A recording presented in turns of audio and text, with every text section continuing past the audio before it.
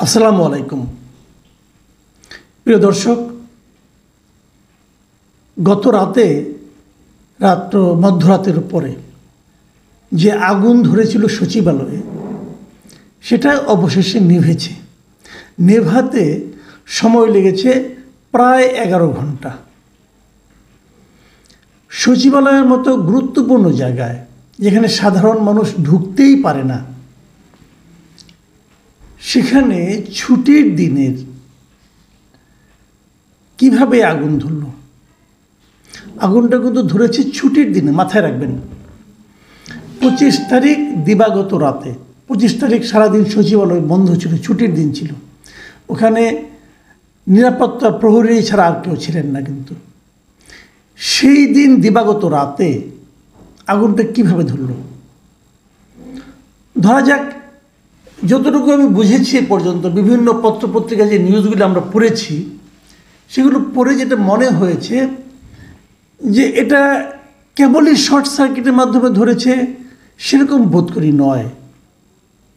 আমি কয়েকজন বিশেষজ্ঞর বক্তব্য পড়লাম এর মাঝখানে, যেমন ফায়ার সার্ভিস ও সিভিল ডিফেন্সের সাবেক এক মহাপরিচালক ব্রিগেডিয়ার জেনারেল অবসরপ্রাপ্ত ইঞ্জিনিয়ার আলী আহমদ খান, তিনি বলেছেন এটা স্যাবোটাজ বা নাশকতামূলক হওয়ার সম্ভাবনা বেশি। আগুনটা শর্ট সার্কিট থেকে হলে একসঙ্গে 3-4 জায়গায় লাগার কথা নয়।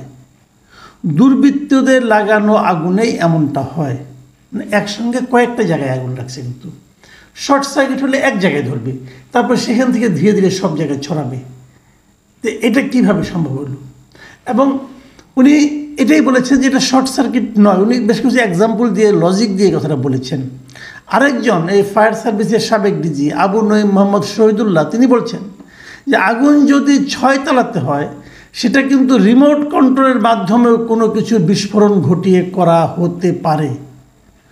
ড্রোন ব্যবহার কিংবা মানুষ ঢুকেছিল কিনা সেটার আলামত খুঁজতে হবে।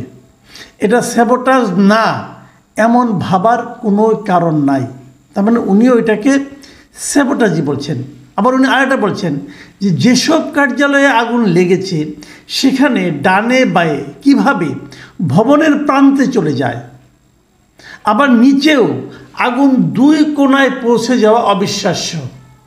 এখানে বারুদের ব্যবহার হতে পারে, সেটাও তদন্তে খুঁজতে হবে। তাহলে মোটামুটি ধরে নেওয়া যাচ্ছে যে আগুনটা লাগানো হয়েছিল, আগুনটা লেগে যায়নি। এখন যে প্রশ্নটা শুরুতে করেছিলাম, যে ছুটির দিনে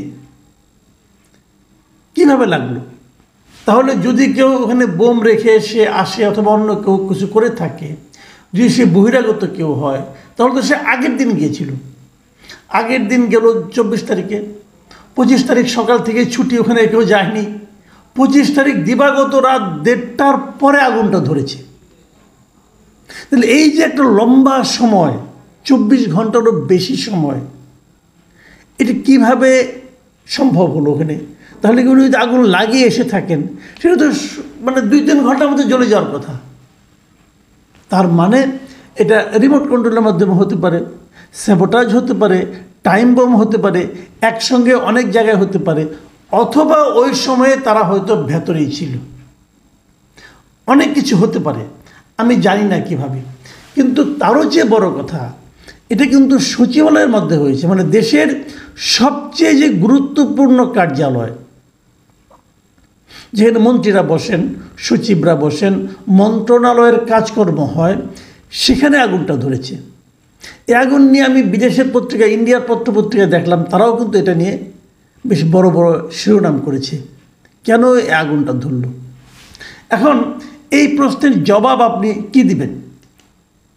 অনেকে দ্রুত বলে ফেলেছে, অনেক উপদেষ্টা বলেছেন যে দুর্নীতির বিরুদ্ধে তারা যে লড়াই করছে সেটাকে থামানোর জন্য হয়েছে।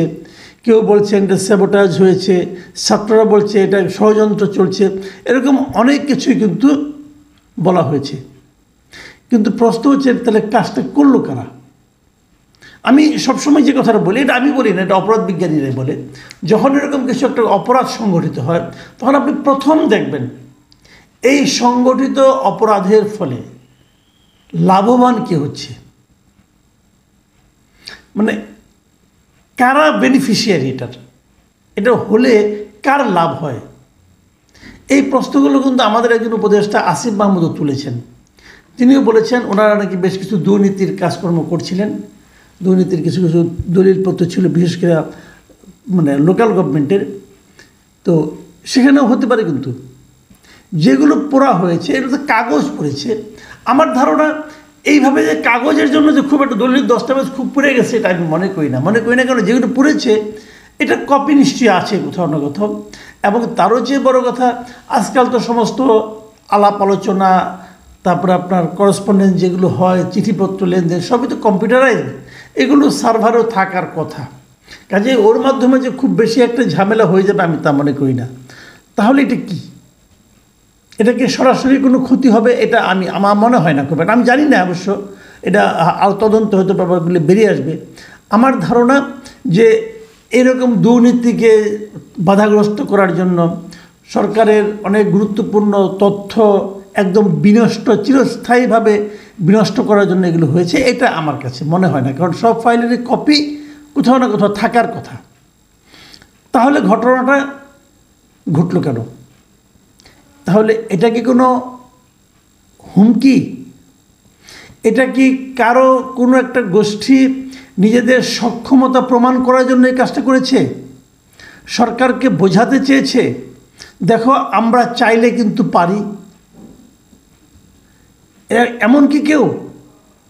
তাহলে কারা তারা কারা? তারা কি কোনো পলিটিক্যাল পার্টি, আওয়ামী লীগ?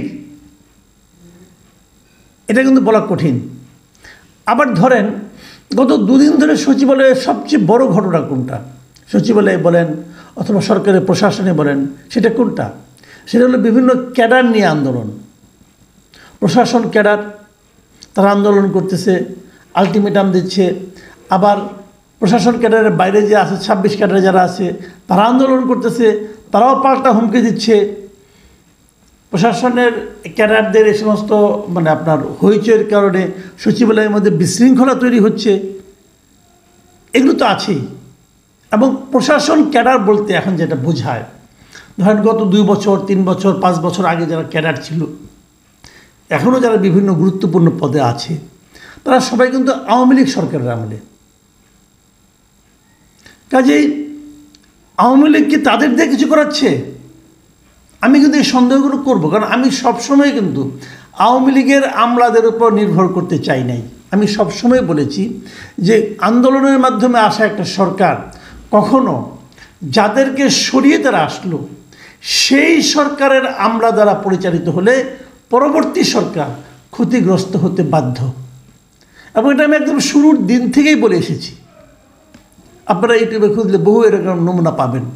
এবং আমি উদাহরণ দিয়ে বলেছি যে বঙ্গবন্ধু শেখ মুজিবের সরকার যে 3.5 বছরের বেশি টিকতে পারেনি, তার কারণ হলো উনিও এসে কিন্তু সেই পরাজিত পাকিস্তান যে সরকার ছিল তাদের আমলার উপর নির্ভর করেছিলেন। এখন এগুলো কি সেরকম কিছু?